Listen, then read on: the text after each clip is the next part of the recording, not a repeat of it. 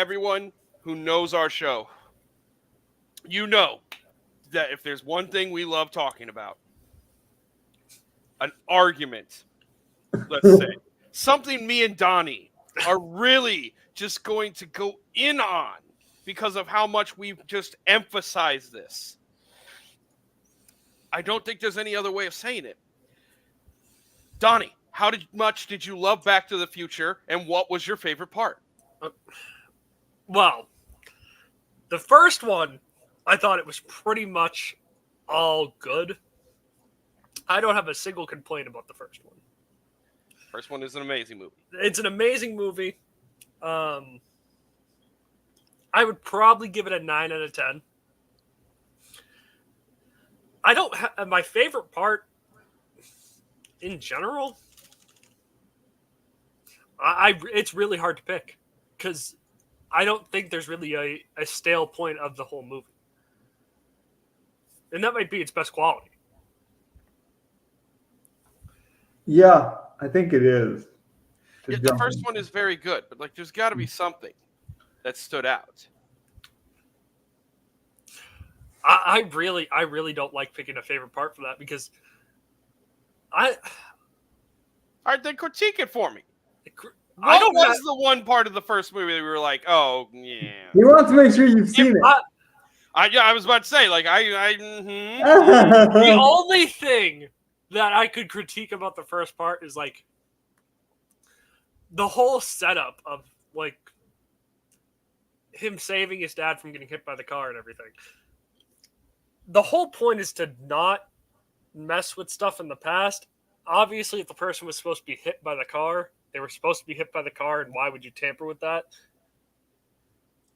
That's kind of weird to me, but I'm sorry, you don't have the instinct to just go help someone jump in front of a car. It's when I know that the outcome, me changing that outcome, could severely impact what's supposed to happen. You barely know that. Like Marty McFly barely knows that in this movie. Oh, that's fair, but still.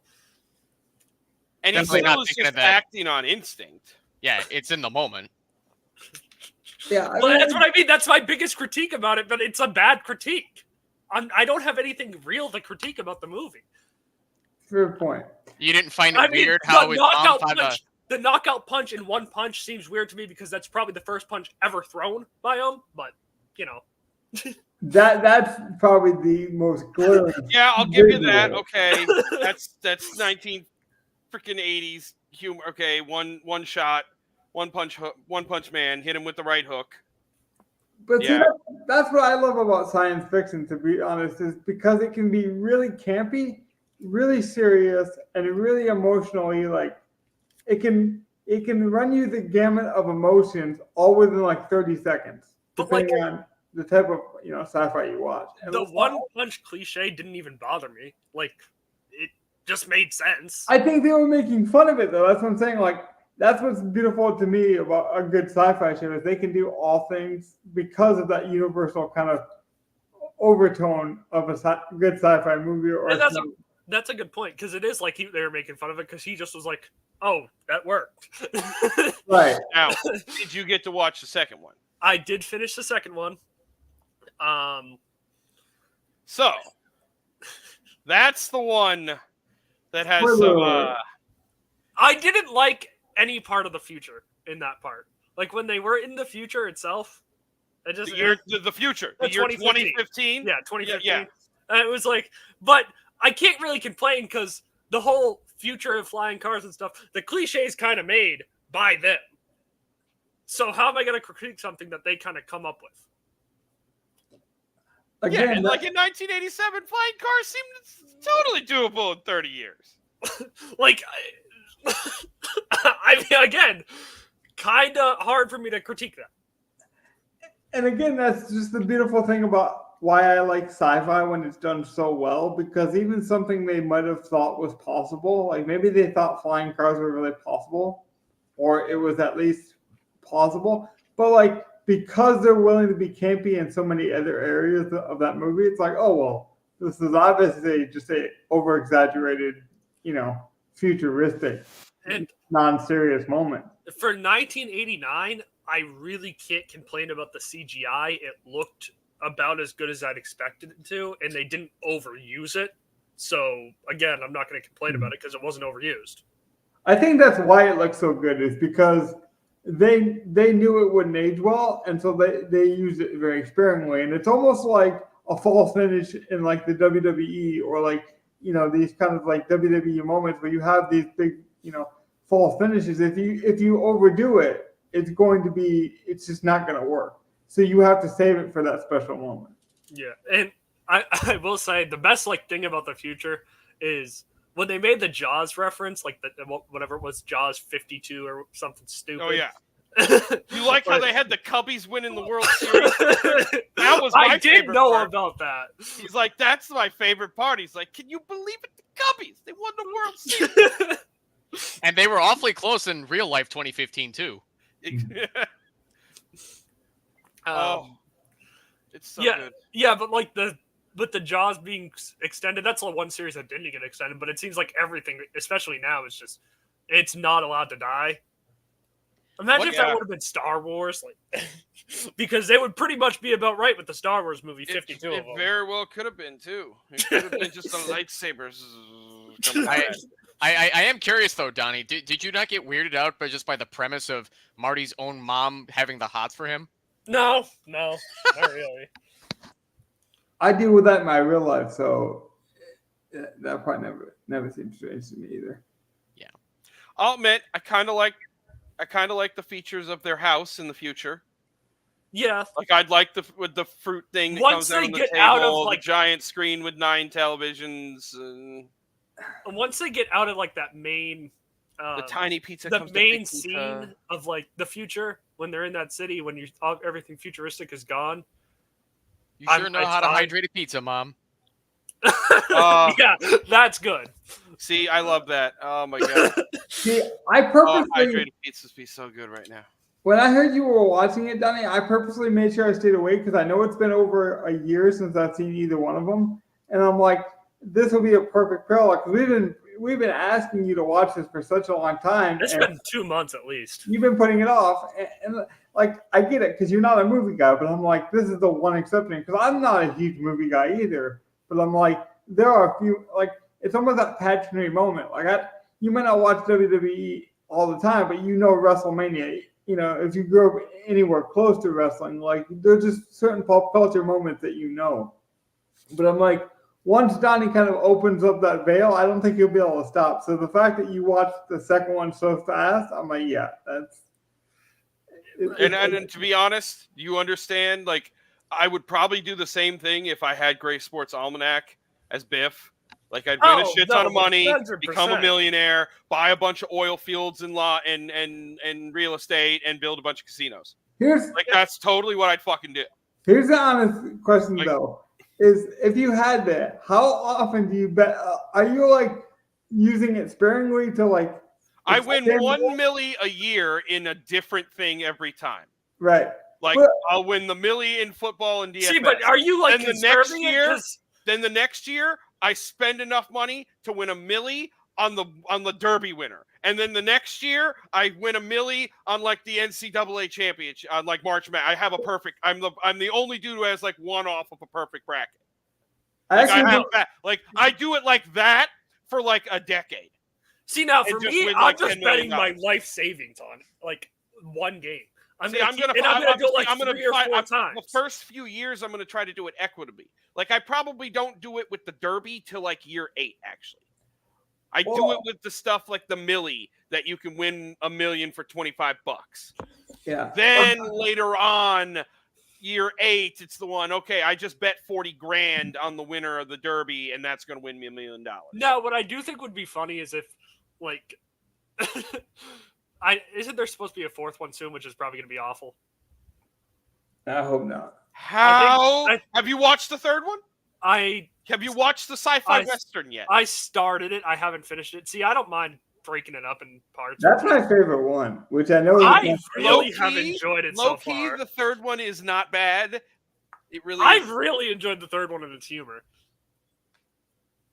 It is definitely the comedy One. How far did you get, Donnie? Where did you leave off? What is the last thing you saw in the third one? They just put the DeLorean on the train tracks, so there's Nice. about an hour left. Okay, so they still have to get the train. Yes. Yeah. So I can't break up the highlights, but I can break it up into cool off spots. And they still have to do everything that happens the morning they leave. Yes. Yes. Get the train and all of that stuff. Yes. Okay. Good shit about to happen. So now we need all of our viewers to watch and give us a report in the comments next week. See now, the second one is probably a 7 out of 10. It's okay. I can give you that. No, I can give you the second one is as significant. I 10 is like you have to be real good to be 10 in my book. Yeah, I don't hand out the 10s. There's A not lot of people perfect hand out the movies. 10s. Outside of Cars. Yeah, I gave the first Back to the Future a 9 out of 10 on IMDb as well, but I wasn't as into parts 2 and 3. I gave part 2 a 5 and part 3 a 4. See, for me right now, I'm definitely leaning part 3 and 8. See, yeah, you'll. I think you'll like the rest of the movie at least. It's still fun. I give a lot of credit when something has extremely high expectations and you don't try to match it or meet it, but you try to do it differently. That's when I give you a lot of praise. And that's why I like the third one the best, is because the expectations were really, obviously did well for the first one. The second one kind of fell flat because I feel like no one knew what to do with it. And so the third one, they were like, you know what, we're just going to have fun. We're going to be creative. We're going to get back to our roots. And that's where I just felt like it was so different, but also very good. Like it was just acted well. I mean, I think it was one of those moments that you couldn't recreate if you tried. All right. Now you brought up the fourth one. It's supposed to have Tom Holland, I believe, in it. Okay, but before we get into an argument about that, which that's going to be terrible, but before we get into an argument about that, because I'm ready to do it. You know what? Let's just get into an argument. What the fuck happened in game 1, dude? All right. Well, Celtics won. That's what that pisses me off. No matter what, that's what matters. But first of all, most of the people are panicking for the Mavs. If I'm a Mavs fan, I'm definitely not panicking. For the Celtics to win, they barely scored what you'd expect them to score, for one. They had a perfect game, everyone on the Celtics. Even Hauser and Pritchard played solid defense. And I don't think anyone on the Mavs other than Luka did anything. No. And Kyrie played terrible. Kyrie's not going to do that all series long. Kyrie's going to probably average 25 a game. Let's be honest. And if Kyrie averages 25 a game, they're a real threat.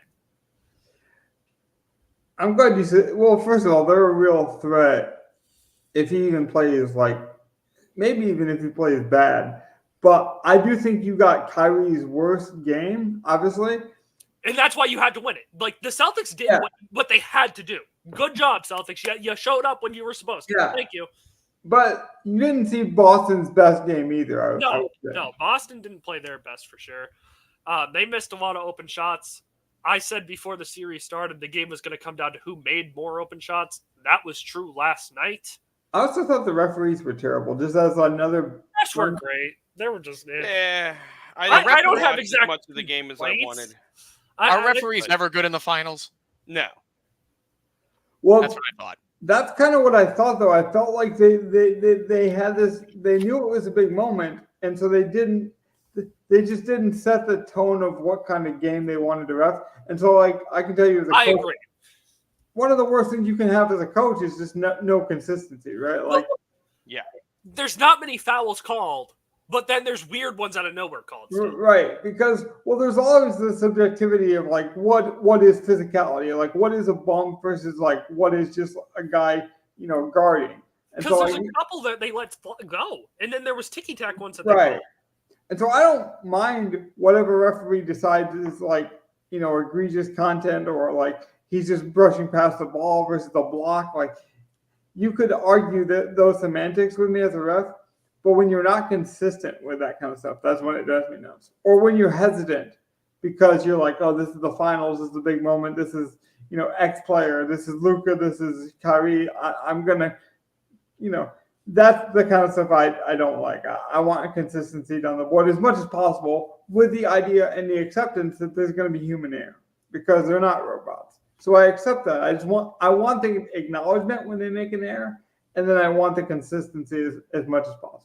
My thing, the thing that I'm worried about for the Mavs, and it's not really a worry because, Luka and Kyrie are both going to get theirs. I don't think either of them had an exceptional night. I know Luka's stats looked better, but the way the Celtics were playing defense, Luka really should have been going for 50.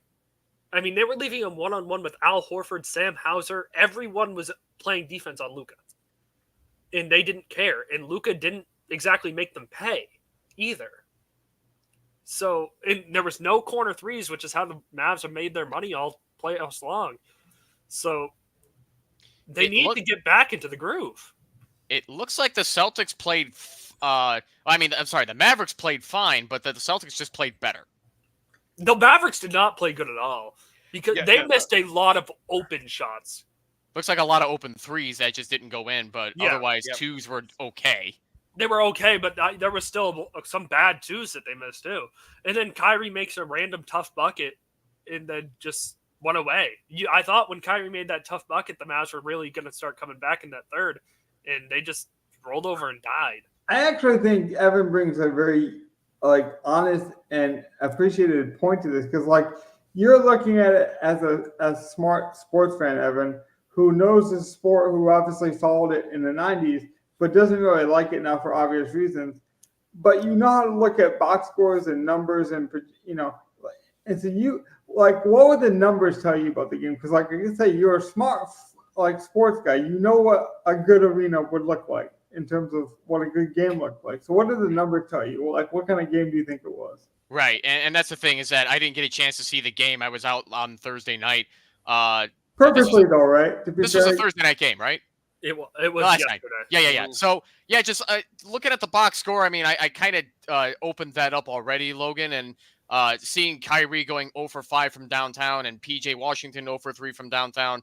I mean, that may look kind of small on paper, but that fucking hurts when you take a look at the other team shooting a lot better. That's just going to reflect upon itself in the final score. And it looks like the Celtics did a lot of their damage in the first quarter. Yeah, no, the Celtics, you're right, because the Celtics won on a huge run in the first quarter, but after the first quarter, they only won the game by 1 point. And that's the thing dangerous about the Celtics is they can turn it on for 10 minutes, and you're just stuck because they play so well defensively. If they problem is if they don't hit those shots, yes, then they really have nothing else other than we hit those shots in a quarter. Yeah, if we don't, kind of streaky. If they don't hit those shots in one of the quarters, which is fine, I'm live and die by the three is kind of what the top teams have been doing lately, and it works for the Celtics. It worked for the Warriors, but you're gonna have bad games. The thing that makes the Celtics so dangerous, though, is they're so long and so just play defense so well. I like that Jaden Hardy had 13 points off the bench in 11 minutes, but then you got fucking Kristaps Porzingis coming off the bench, 20 points in 21 minutes. Yeah, you're not going to win the game at that point. Well, and the worst part about it, I know you didn't watch the game. Kristaps is 7'3".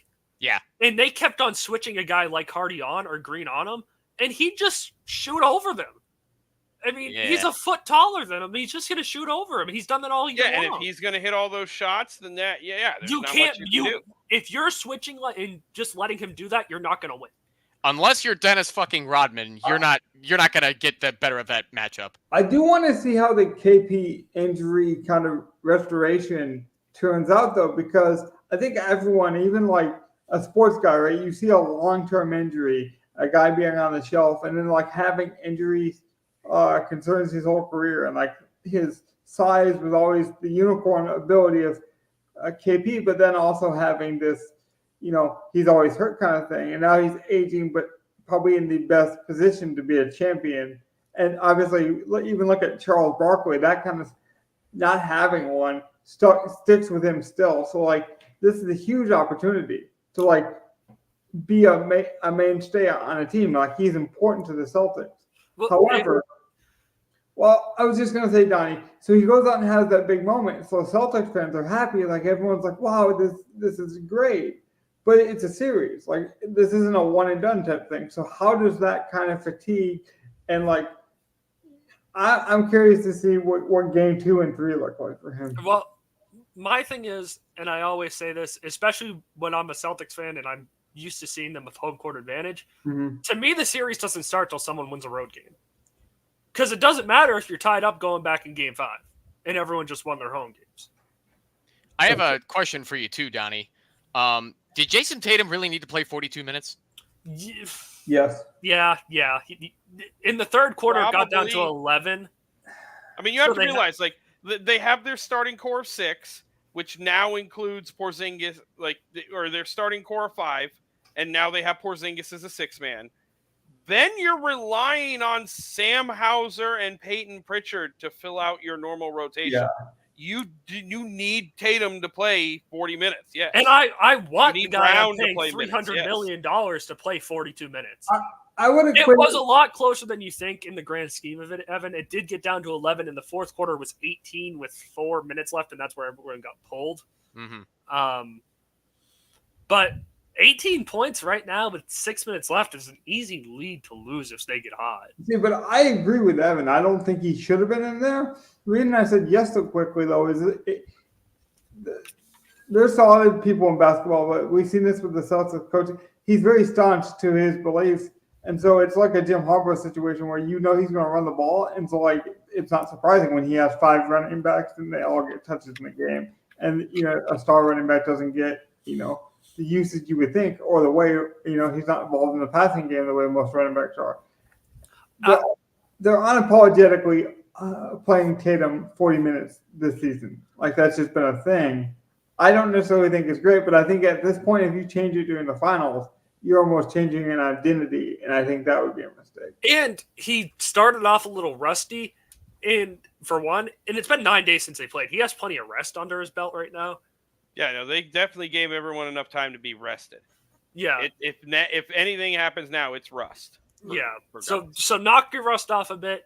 To me, I've always Brown came out and had a fine game, though, so it's fine. I criticize Joe Mazzulla a lot for his decisions and sometimes even leaving guys in for just a little bit too long. It's 2 minutes sometimes, but 2 minutes is big. And you can just get people out of the complacency, too. Like, I'm not saying playing him with 40 minutes is smart, but it's also not smart to break a habit or break these habit stacks that you've built with your team. When people know their rotations, it's almost like an eating thing for your body. Like, your body's used to it. And that could actually create an injury as well if you just suddenly stop doing something. But I do want to give Joe Mazzulla honestly a lot of credit for what he did yesterday. Because it takes a lot to say, Kristaps, you've been starting all year long, but we have a groove and you're coming off the bench and you're going to have to deal with it. It is Joe, right? It's Joe Mazzulla, yes. Yeah, okay. Because not a lot of coaches do that, though. They will just put their guy back in. Yeah, you're right. That's, again, back to that idiosyncrasy of trying to keep your rotations the same. You have a plan. They have an expectation. You want to stay with that kind of – that'd be my thing. I saw somebody call him Joel. Now, I know maybe it's like the Super Bowl and it's like you get a lot of media influence, at your biggest moments of sports. But I'm like, I'll be honest, I know a lot about sports. I know a lot more than most people. I don't think you can confuse Joe and Joel. But I'm like, I'm going to ask Donnie, but I'm 95% sure it's Joe. Now, I do want to ask you guys 2 things about the press conferences post-game. Kyrie, on one end, said something about the crowd not being that loud, or as loud as he thought they were going to be. Mm-hmm. We know Boston is really bad towards him, and anytime he touched the ball, he was booed. Enough for you to clearly hear it on TV. A lot of times we heard Kyrie sucks on TV. Why are you inviting that still? Donnie, but maybe he was giving you an honest answer. Like, I know as a psychologist, sometimes, like, you're so in the moment and, like, you've hyper-focused so much that it doesn't seem as loud to you. Or, like, so you can get in like the zone, and a psychological zone where it really doesn't feel that loud.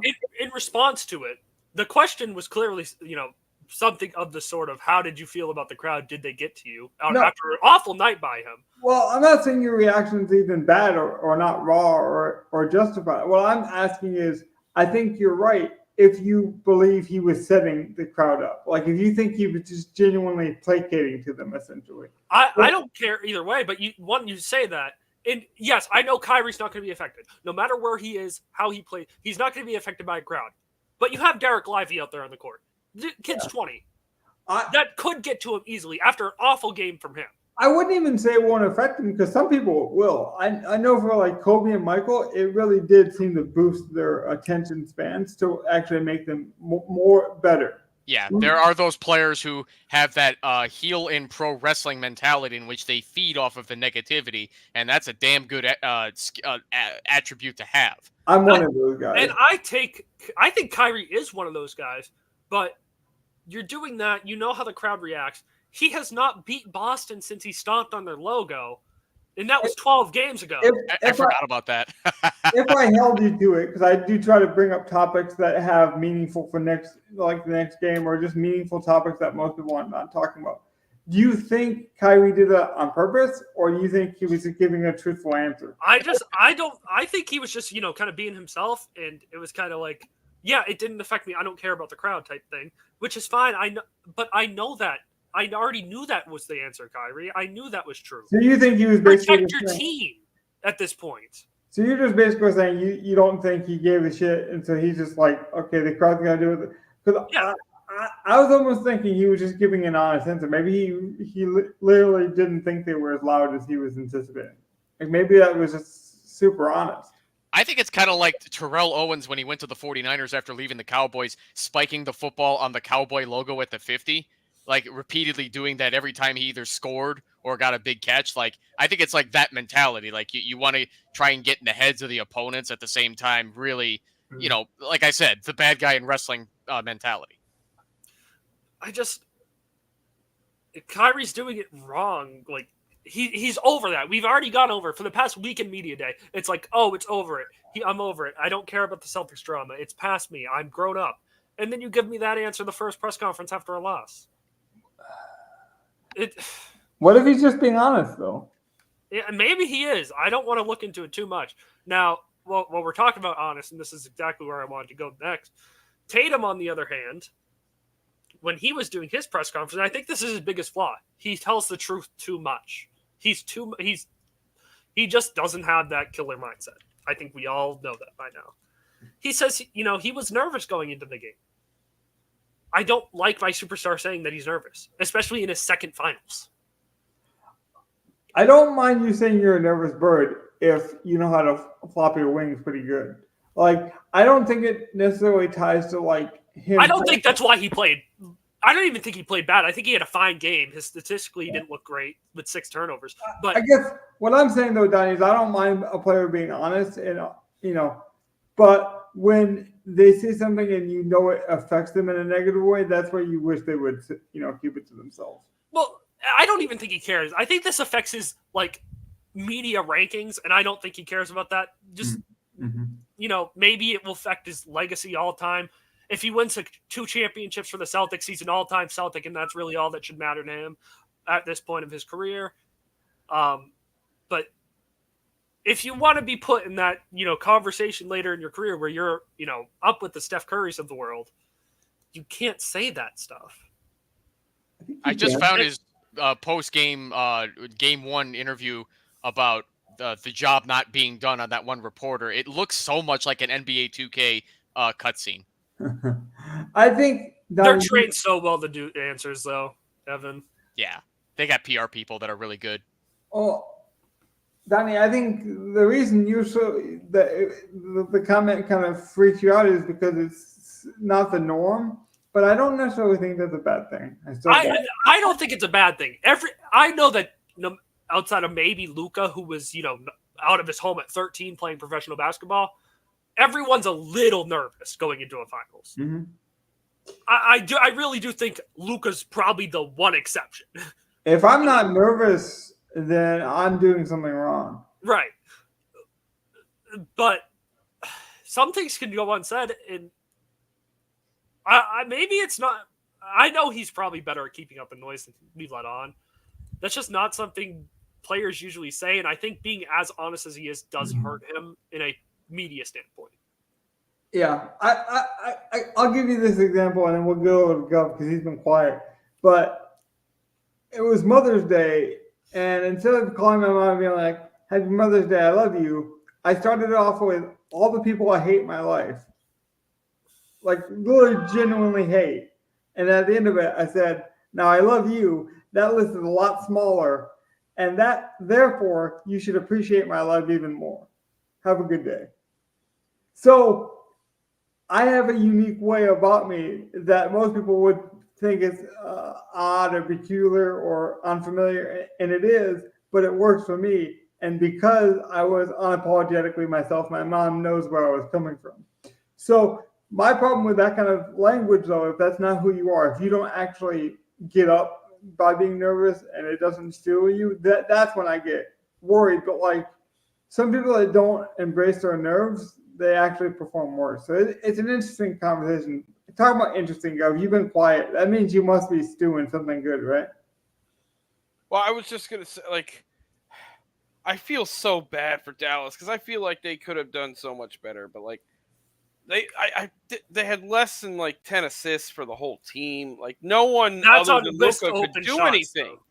No one other than Luka could do anything, which makes me know they're going to have better games. But like I don't want Dallas to win this. It's sad because like this makes it more likely that Dallas wins this series.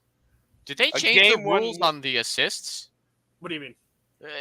I find it strange that neither team had a player that had more than 5 assists. The Celtics have a bunch of different guys bring the ball up court, and Luka usually has like 10 assists. Yeah, but Luka only having 1 assist is crazy. Yeah, Luka is the assist guy of the league, basically. Yeah, he's a point forward. So basically, he's running as a big point guard most of the game. It was a down game, and that's where the narratives get kind of strange because then you get this narrative that is Boston really this good? Like these are the two stereotypes, or because the Mavericks played so uncharacteristically bad, therefore people are like, well, that's bad news for the Celtics. So it just depends on how you want to spin it for a lot of these people. No, I want to point out, I do think the Celtics forced the Mavs into a bad game. Like, right? They did put a lot of pressure on the 2 stars, and the 2 stars didn't show up. That's the risk of having a star-dominant team. Yeah, that's true. But also, sometimes I wish we would just be like, hey, you know what? I just watched this game. It was a bad game for this guy. It was a bad, decision from this coach. And then just like sit with it. I don't think we sit with the results enough sometimes. We always try to like quickly find the reason, or we try to find the quick solution. Here's the thing. The Celtics role players probably don't have as good a game that they'll have. This will probably be the best game for a lot of the role players outside of Pritchard. Which is fine. It will also be one of the worst games for a guy like Tatum and Brown. Which is not fine. That's okay. And that's the way I wish we would break it down more. Celtics have a lot of different recipes to win. This is the scariest recipe, for sure. Yeah. Well, it's like lineup, reviews that we do go sometimes when we, like, say we're reviewing NFL lineup. Instead of being like, hey, this play might not have worked, but it was still a good play. A lot of people were like, look at my flame emoji. This guy got me 60. So imagine if I would have got 40 from this guy, and it's like, dude, that guy in your lineup never had 40% upside. So like we could play that game. You can find the one flaming emoji good pick from a lineup and say like, well, if he did that, plus I got I just want to see game 2, but I think it's going to be a different game. I think it's going to be a good game because guess what? I do think these are 2 good teams. Like, I do think we got a good finals matchup. Like I said, I don't think this series starts till somebody wins a road game. That's just how I feel. And if it goes to 3-0, then the series started as soon as it ended. So game 2 is still going to be in Boston, and Yes. would anybody be surprised if Dallas took that one? Nope. No, the Celtics lose a lot of game twos, and they I would- lose a lot at home. Actually, I'm gonna And by look- like double digits, like Dallas by 12, Dallas by 15 easily. I purposely waited because I didn't want to get skewed in case there's like injury news. But if Dallas is still the underdog by the time this podcast ends, I will bet them. I still think the Celtics will win this game because I expect the team that is this talented to win at home. But it wouldn't surprise me if they lost. They're a 3-point shooting team. They're gonna lose games. Like I always say, guess what? I'm right sometimes. That means I'm wrong sometimes as well. I'm okay with being wrong, just like I'm okay with the money I put in this DraftKings account going to zero. And that allows me to play with the freedom I need and watch games with the freedom I need. Like I don't have a horse in this race, but it allows me to appreciate the race.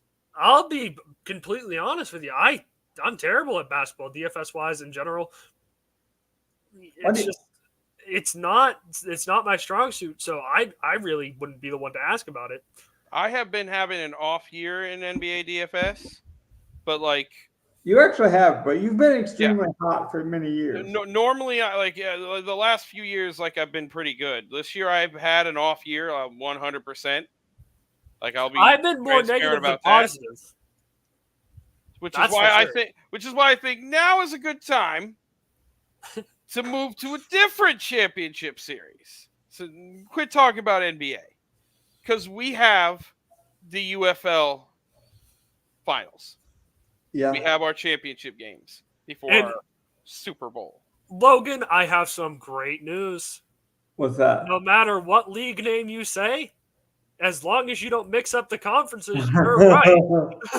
Because this is the XFL championship game and the USFL championship games. Yeah, and you know what's really good about this week is we know AJ McCarron should be starting, so we won't be making any last-minute decisions. That's true. Funny enough, tomorrow I'm going to be around. We're going to be playing Adrian Martinez. It's just ironic because tomorrow I'm going to literally be right on my computer because I have to work remotely. I picked up an overtime shift, so there won't be any chance I'm not around the computer to make a late second switch this week. Even though you guys probably won't believe me now since I made that mistake a lot. Like last week was the 1 week where I was away from the computer. It just so happened to be that way. Right now, ESPN has the Stallions at -5 with the over/under being 43. With the Panthers at Stallions, I would be very surprised if they won by more than 5. I'd be the way shocked. that last game went. No, the whole series has went with them. I mean, they've struggled against Michigan. No, I think that's a close game. It's going to be pushed. Like I think both teams push each other. Yeah. Even if it does be a 7-point win, I expect that 7 points to be decided in the last couple minutes. Yeah, just like how Birmingham pulled that out of their ass in that last game too. Yeah. Oh, there goes. I cannot mark this YouTube channel video for kids now. Thanks, Evan. No, you can say a couple. It's just like the movie rules. If you say you get one F-bomb and you can still be PG-13. Yeah. Yeah, I was gonna say like that's I've been saying fucking shit like all. Now, Evan. Well, God damn it, you cunty little mouth, you sailor! Shit, tits, cunt, motherfucker. Okay. All right, buddy. Balls and sick, balls and fat. a party doesn't start till someone says, "All right," like even the guy that's like freewheeling, like, let's do this, and then you hear the "all right," you're like, okay, well, I think I made my point. I don't think kids need to be watching this portion. Wait, do we got to take another step further? We got to take another step further. Hold on. What are we doing? Wait. No. None of us need to see that one. I mean, maybe if Donnie wins his first Celtics championship, we'll allow him to take his shirt off. No. If you want to see that, you're gonna have to be watching the Stallions game, and if I get on camera, we'll see. Please, Donnie, you got to go. Otherwise, subscribe to Donnie's OnlyFans. Or if you'd like to see me in a hot tub, you can come watch me on Twitch. I don't even think Donnie can legally drink yet, so we can't have. Yes, I can. Yeah, you turned 21, right? Can you? Yes. I will be in my Derek White jersey tomorrow, and if that camera gets in there, we're putting the Celtics at 6. Is it game 2 Sunday? It is Sunday, but I want to because I need to just get it out there. We got plenty of time to let your body acclimate to the weather and go shirtless. See, I think the closest we'll get is me just in the jersey and taking the shirt underneath it off. Okay, but I do have an honest question about this, in all sincerity. Like, you know how Gov might be the only one who knows, but you know how the waste management for golf kind of was this like fun place, and it was just like the fun gimmick that was so different than the traditional golf like environment, and then it just got super crazy with drunken shenanigans and just like it got out of control.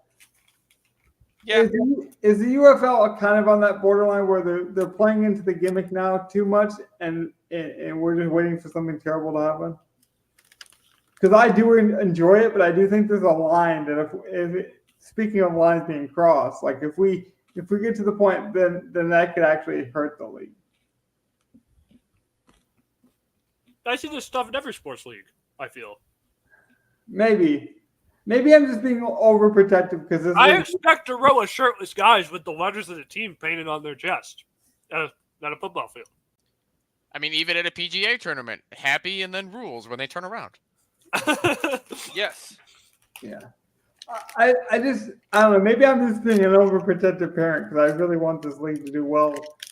And damn it, sir, let us have fun. Yeah. It'll be fine, Logan. That's it. I want to have fun, but then, I care about things sometimes, and so then that gets in the way.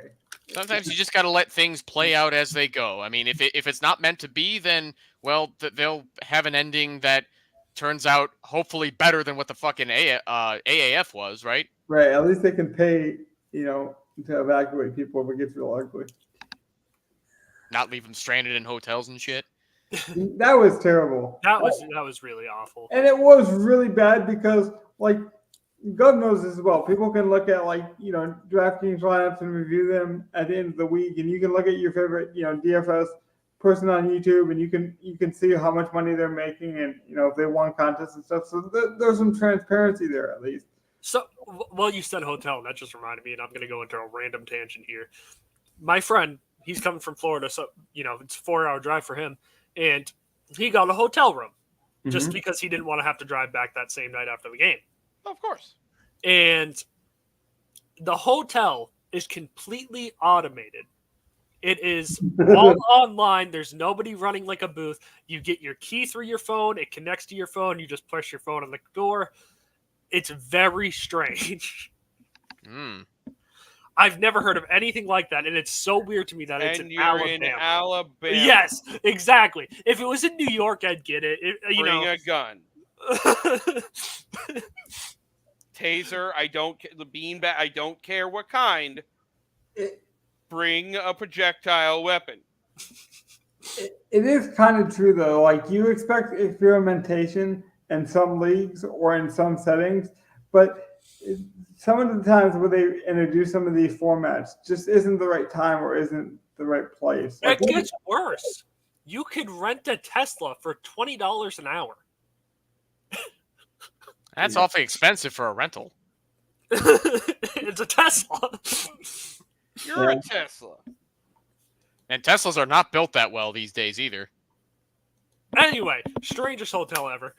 That's all I wanted to get off my chest when we said hotel. So, how do we want to determine the randomized order? What numbers do you guys want this week? I'll go with my 81 again. 77. 30. I was wondering if you all were going to go high, and I'm going low. You're going low? I usually pick a sports number that's pertinent. I got the number generator shared, if you want to pull it up. For transparency purpose, I mean, we already broke the swearing barrier. We want to make sure people at least know we're honest. 86. Ooh. Damn it. That'd be me first, right? That would be me. I picked 81. You picked 71. Oh, that's right. And then I go third again. I hate the snake. I hate going first. Donnie will participate in the snake, and Guff has the snake.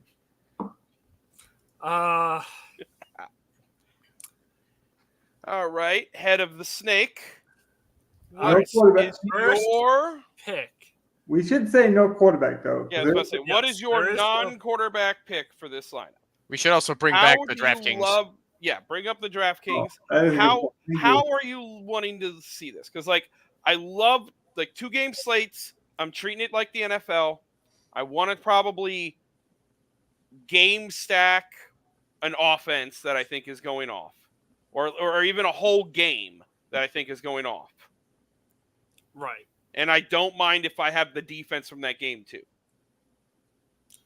See, So like, what's your main? My thought, if I had the first pick, was what's my main game stack, and then who's my favorite player from that game, and that's what we're doing. Mm-hmm. So what's your thought though? I personally am just going to hope it comes down to we're getting all the touchdown upside of this game from the 2 players, and just putting Ricky Person in there. He was rested in the last week.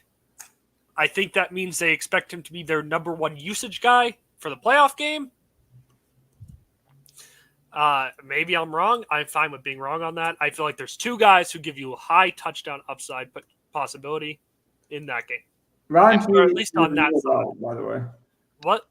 Roundtree is ruled out. It might sound like a silly throwaway, but he did have NFL experience and had been seeing touches recently. Well, he was on the field when they had Right. and I just want to make it clear they're going back to their 2 running back system. yes, So, it will be what we saw at the start of the year for Yeah. sure. And Maribel played pretty damn good without Person too. Yeah, he played good, but I feel like they rested the guy they wanted to use mostly in the last week. Well, maybe I'm wrong. Maybe it will be Maribel. I'm fine with being wrong. I like Person. Maribel definitely is there more like Garrett Blunt. If you're just going touchdown upside, I think he is the bowling ball, but definitely Pearson's definitely more involved in the passing game. Well, it's And- a passing game, and I think the passing game plus the rushing attempts that has more touchdown upside over the long run. I do think it's a unique way to get a piece of this game because I think a lot of people will be playing other running backs. Mm-hmm. All right, Logan's next. I'm next, right? I could do a lot of things here, I would but put it on the side of the screen, Logan, just so we can see the whole DraftKings list. you don't like it's on the bottom. No, we'd see less. Cover up the blank part of the screen. Okay, well the Celtics are in the final, so I guess I'll succeed to you this one time. Let me get another piece of that game, though. No, I thought about it. Let me just play the best player. Let me play Kirkland. He's not the most expensive, but I think he is the most talented pass catcher in this league. Makes complete sense. Anything else about him, Logan? I mean, he's really good, obviously, but there's a lot of people in this range that are good. I just think he'll be the one like superstar player that will go on underappreciated this week based on his price. Because I mean, this is more of a pricing difference to break the tie, if you will. But I just think a lot of people are going to play Butler, or they're going to say like, well, Pearson had the talent, so I'll play him instead and save the 3,000. I just think Kirkland's going to put you in a position that's kind of awkward. But Donnie weirdly saved money. I didn't expect it. So I think our line is very different and can afford to do this. All right, Evan, Mr. 69 himself. Yes, sir. I think I want to eat a bit of chalk this week, or at least expected chalk. I hope I say his name right. Give me Siouxsie Mariner. I think we're going to go there. I like his guaranteed volume, or at least seemingly guaranteed volume. I like this guy, yeah. Very chalky for sure. I'm fine with eating the chalk. He played excellent against Birmingham, and I expect him to play very well against him again. Evan, you asked me a question of why Kirkland, and if you caught it, I said I wanted to get a piece from this game, and I was like, no, let me do Kirkland instead. Mariner would have been my pick. The reason I didn't is because I thought you would pick him, and he was just so safe. I wanted to give it different. All right, Gov. Back to back. All right. Don't mess this up. Yeah. If you mess this lineup up with your 2 picks, pitchforks are coming. Fine. Fork me. First off, give me the Stallion or the Brahmas defense. I thought that you'd say, especially since you're back-to-back picks. You did my thing. That's my pick. No. Wrong stat. No, not the Stallions. Yeah, Brahmas. Brahmas. I did it again, didn't I? Yeah. No, I said Stallions Yeah. first, so I confused you. My bad. I was looking at them on the screen, and I accidentally read. We want the Brahmas, right? Brahmas, yes. Wade Phillips defense. It's been a good defense this year. I think this will be a good, solid defensive game there. All right. Next thing we're going to do, bookend the other side. Deal with it. You could take quarterback. I was about to say, no, deal with it. We're playing Martinez. Yeah. I want the rushing upside. I don't care about having a stack partner with him, which we don't. Pearson's a stack partner. Person. Not Pearson. Person is our stack partner right now, yeah. Wouldn't that be some shit if Martinez stole all the ground touchdowns from Person? To be fair, Person is getting enough work in the passing game, or at least when he was playing at full capacity, he was. So you could argue he's getting a Kamara-like work. Not horrible. Yes. Like correlation, but it wasn't the greatest thing. But I think his upside is too good. I think we're Right. gonna need it. All right, Evan. Okay, so the player that I wanted to go with next is questionable. So if we're okay with spending a bit to possibly swap, we could do this. I want to stick in Anthony McFarland. By the way, I thought you might go there. John Lovett is probable. Yeah, I'll just say this. In my personal, I'm playing Lovett right now, assuming he's going to play, and McFarland's still going to be on a kind of restriction. That's actually hilarious. 100% hilarious. I am playing Ellison in my personal lineup. Yeah, because, I mean, he's a game-time decision, so this is going to depend on if we want to hurry up and swap him out if he's not going to play. I can do that this time. Logan can do that this time, so that's good. I will do that this time. I'll make it my life mission to do it this time. I think we are in a perfect scenario to make a sneaky good play here. But, Logan, I think it's...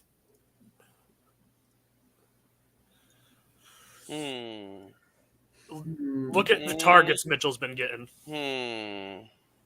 I think Mitchell's like a perfect fit. What do you think, Logan? Ooh. Yeah, Mitchell works for me. Mitchell's just been so much usage lately. I would say the other player I consider is Pookie Williams, just because he has been used as a runner, as a passer. He's kind of been the fill-in for Cody Lattimore. That's who I'll be touching him in my personal, but we didn't need to save the money. In the last 5 weeks, his usage has gone nothing but up. Right. No, the reason I'm playing Williams in my personal is because I can't afford to play Mitchell. I literally need that money. Now, I do want to show you guys how similar my lineup is, because I'm actually shocked how close it is to my personal. You just made me feel so great about that. Yeah. No, Donnie, I would say, though, and maybe this is a question for the group too, is the reason he has seen so much work is because Marcel Aitman has been out. But there's a chance he might play. Aitman inactive for finale is damn. So they haven't said anything about him yet. No, I didn't say anything. So he might play, and then Shepard's been on the field a lot, but hasn't. Like, he saw a lot of work in the first couple of weeks, and then hasn't seen work. So it looks like Mitchell's leapfrog both of those guys, but we don't know if that's because of performance or just injury alone. But they do have a lot of injuries in their wide receiver room as well. So those are the names to keep an eye on. Evan, Gov, you have any thoughts on this one? I kind of like it. Like, I had no problem playing naked Martinez. I think we got a good He's game not naked. stack. Yeah, Person's a good pass catcher, so that's a good point. Okay, the man has a cup. Whatever. I don't care if he has a jock strap on, damn it. He's not naked. Now, Gov, we played a quarterback that had 0 points because we had that issue that everyone knows about. If you didn't, you can go back and watch that review show. But Martinez did fail last week up to his standards. Like he had his lowest game of the year, I believe. Given that he was finally a starter. As a full starter, yes. Right, as a full starter. Do you think that plays into his ownership at all? Because they didn't lower the price. It might, and if that does, it just helps me because I still love his upside. Now, But remember, his first game that he got the full starting job week 3, the game after he played against Michigan. So there was something that they saw the first time they played that made them say, "Hey, he is our guy." Yeah. All I'm saying is, when we're looking at a 2-game slate, like of course the ownership is going to be high. We got to consider that. So any bit of leverage or any kind of edge at all, even if it's like you think, because I do think he'll be like 5% lower than he should be. I think Martinez is a good play.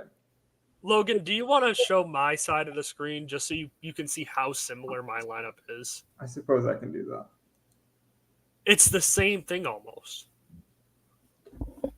Yeah, it's almost like you had the first pick and you could set the tone of the lineup. Hey, man, we're on the same guys, and I think that's a good thing. Yeah, Okay. you stuck in Samson Nakua. That's not a bad play at all. I do have a question though, because I feel like Evan was probably the least experienced when it came to DFS lineup building, but you've gained a lot of good knowledge recently. Evan, what's the one thing that you think in a 2-game slate that people will make the mistake of, or they'll think about too much, maybe even like? In the case of the UFL, that's kind of a hard call to make because this is not a popular league yet, and there's a lot of. I mean, being that it's a 2-game slate, it's. I think people are going to stick with the popular options. Like, we're going to be eating some chalk, for example, with Kirkland and likely Mariner, but we're at least taking a good chance on a guy like Mitchell, and we're also going to take a chance on McFarland getting good touches if he can play. Now, I've faded some games this season with some of my personal lineups. This is the first time we've seen a 2-game slate, though, this season in the UFL. I do think some people are going to overthink that. I think, honestly, the most important thing is, out of our guys, I really feel we're playing ceiling guys. I don't see many of these guys in the lineup outside of Mitchell that does not have a ceiling. And that's important right now in a low-scoring game, most likely from what we've seen in the past with these teams. If it stays that way, we need the guys who are just going to get the usage. Not a random one-off. I don't know. See, it gets romantic when you mention certain gamification rules or sets for Gov. Playoff games usually are lower scoring. That's just true. Gov does like the inner workings of DraftKings. So what does a 2-game slate say to you, Gov, when it comes to this specific UFL structure? Because like Evan kind of hit on, this is a nuance because it's not as popular. So do you think there's any big edges to be had that we haven't talked about yet tonight? I mean, I think we've hit on most of that. Like we've got we've focused our player pool down the way we normally do. That's how we get to the guys we want to play in our lineup. And like I do like the fact that we have a nice solid game stack going on. Like we know we want San Antonio and Birmingham to win this. Yeah.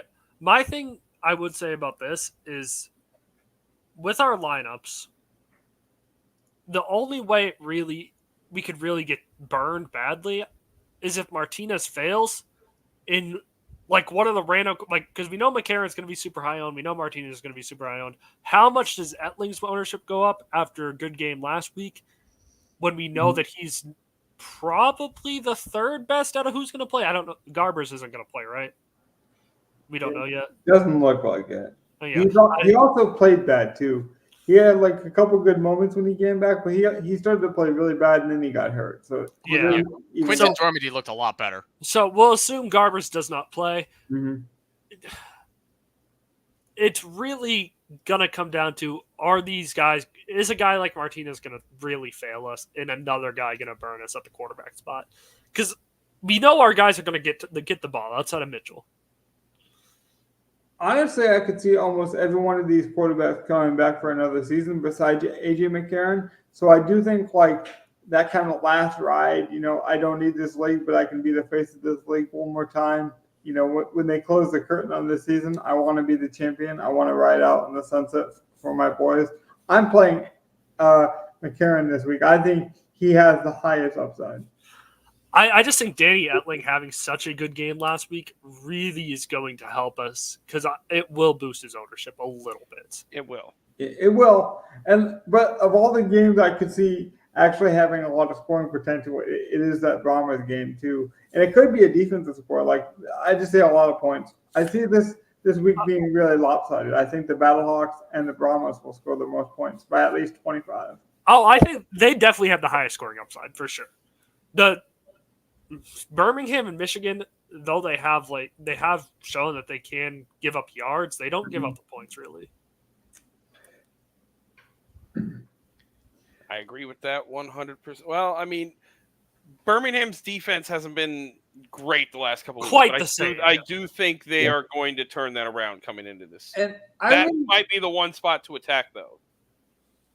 Well, which is why I like having Mariner from Michigan. Like he should destroy them. Well, I mean, Birmingham. No matter how you look at it, we'd say, "Oh yeah, Birmingham hasn't been great defensively."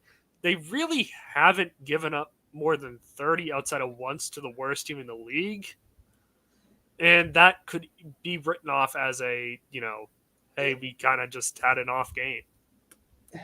See, this is why I'm really appreciative that we played every week, and we really try to give people as in-depth breakdown as we could, because it allows us to see a guy who's priced up like Mariner and say like he's 6,000, so he's not a quote-unquote value play for a casual. Like he doesn't pop off as a really good value play, but let's be honest, he's about $2,000 underpriced. Oh yeah, for what this league has shown, yes. Right, and I don't know if you know that if you haven't like focused on him or focused on this league, and so those are the edges I think you can find. Speaking of edge, you're talking about some of the most edgy basketball I can imagine here. Evan, I see you got Caitlin Clark on the screen. Yeah, I think we have to give her some props where props are due, where in 38 minutes, 30 points and made 7 threes, 8 rebounds, 6 assists, 4 steals. She's really, as a rookie, starting to come out and show what she can do in this league. Yeah, she's starting to really turn it on. I'm very impressed. I think we all here expected it to be a little rough to start. No. It was not as rough as it was, but we didn't expect it to be seamless. Oh, I'm going to be a 30-point per game person, like out of nowhere. She's still a rookie. I played her today. I'll tell you why I played her today, because I knew people would jump off the bandwagon. Look at this. What was her ownership? 14%? 14%, and it's because she came off an 18-point game last time. It was a clear game where she got hurt. She was playing the Liberty, who I think are the most talented team. The team that has Sabrina, they have Brianna Stewart, like 2 of the best players.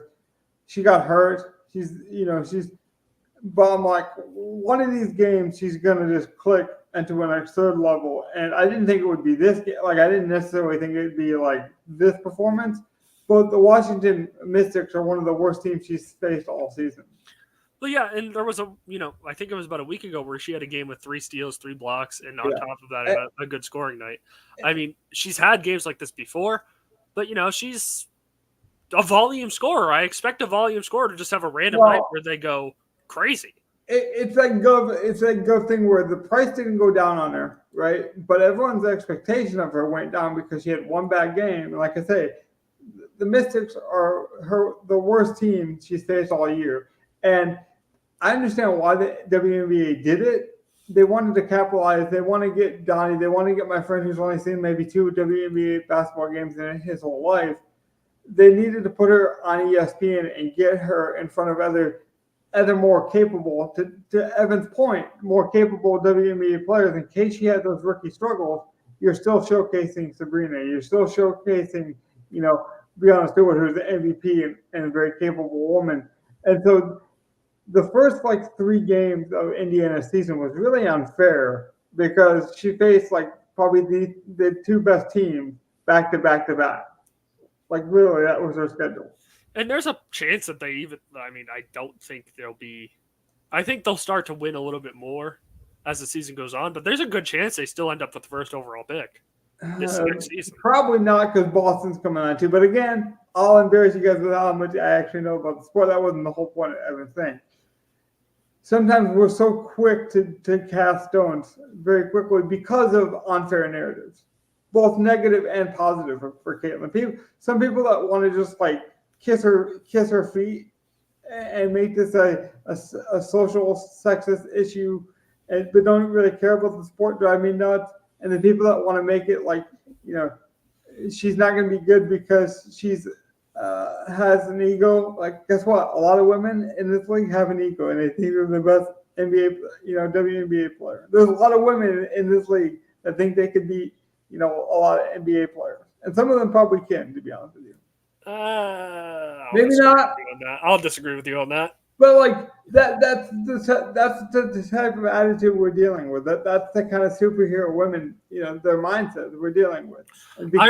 I forget who it was. Was it Brittany Griner who said that they could beat Boogie when he was like in his prime? Yeah, that was that was something. That is a level of confidence for sure. Yeah, and that's what I'm saying. Is like you got to realize that there's a lot of different personality types in the league, and some of them have been fair to Caitlyn, and some of them haven't been. But she is not the nicest. She's very competitive, not like the book carrying woman that you might think of traditionally. Like, so there's that give and take. It's kind of Ronda Rousey like to me. It's like you have to know what kind of character you're getting involved with. She's not a bad person, but. And even like you see that game, that's a good game. She still had 8 turnovers. She has a lot to improve on her game anyway. Like, she's very exciting, but very sloppy. She's sloppy for sure. And I know she's a good passer, so the turnovers actually have been shocking me, the amount she's been accumulating over the year. But it's something I expect to clean up. I thought she was going to, miss a lot of shots, obviously hit a good amount too. But, I expected her to miss more shots than she would have, turnovers. She should probably have about 38 or 40 more assists, if I'm being honest.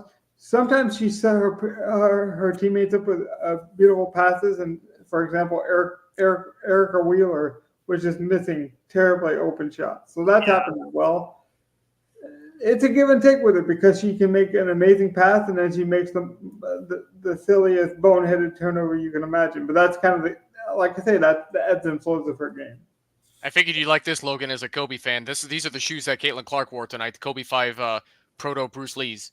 Yeah, very Iowa-based too. And that's the thing, there's a lot of great qualities about her, but she's unapologetically her. And that's honestly what I love about her. And she does kind of give me that Kobe vibe where it's like, at times you think he's the sweetest man, and then you're like, wait, he said this, he did this? It's like, yeah, he's also that guy.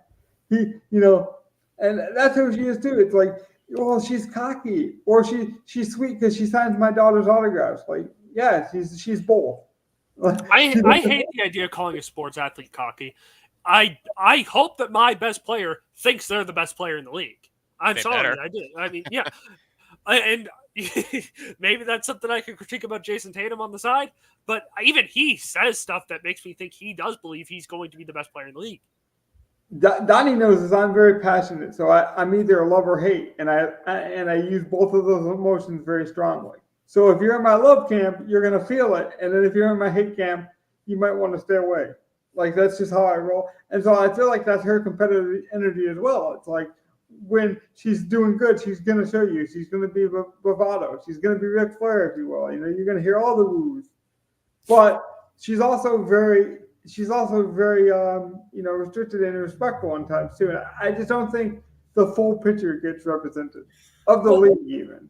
The best part about Caitlin Clark is we finally have somebody in that league who is polarizing. That's what the league's needed. They just needed a polarizing player that's easy to market. Well, I'll say that I didn't even mean to talk about this, but I did see an interesting clip. It was Lisa Leslie on LeBron's podcast, and Draymond Green was in that clip as well. And Lisa was saying, I wish the NBA players would donate more money to the WNBA before Caitlin got there. They could have gotten plane tickets and better hotel accommodations and all these things, and we get more exposure. And he was like, that pisses me off because there's no bigger fans to the WNBA than the NBA players. Like, NBA players have been going to the games. he's like, if we're being honest, the NBA has funded the WNBA for like 10 years. The WNBA hasn't made profit in 10 years. Yeah, no, and that's completely true. That's true. Not to mention the fact that they're taking it out of potential money that the NBA players could make. I'm sure the NBA writes it off as a write-off, and that's that's why they don't have to pay players $400 million. Well, the big argument is that, like, I might get the numbers wrong for semantic reasons, but like basically LeBron James makes, I think it was 37 million, and then A'ja Wilson, I believe, made like 11 million, and they were trying to make this comparison, but it would be like comparing a 60-year-old man to a baby. Like, there are different points in their development. The WNBA has only been around for like 22 years, and there's obviously sexist racism and a lot of political elements to that. Whether we like that, whether we agree with some of that, a little bit of it, whatever your level is, we have to admit there are elephants in the room, and that is going to bring a circus when you have that many elephants in the room. It just is. My least favorite part about like saying that as, oh well, why didn't NBA players help give us WNBA players more money is like, they don't need that money. Let's be honest, they don't. A lot of these people who are donating their money are donating to things that need it more, and that's just true. Yeah. Well, it's like that old adage, like, if you gave $1 million for heart disease, are you then saying you don't care about cancer? No, that's not at all it. And that's where, no matter what your intentions are, no matter how much you want to promote something for the most positive reasons, if someone wants to be negative about something, they will. Like, I'm sorry, LeBron building a school means more than if LeBron gave $1 million to the WNBA. Like, I'd rather LeBron build the school. Sorry. Yeah. Well, and we can get into that like larger conversation we want, but I think at this point we've made our point. And that's all I want to say. Yeah, I was gonna say, like, I thanks for making me feel young. I had never heard that long old saying of yours. Like, oh wow, I must be that really young for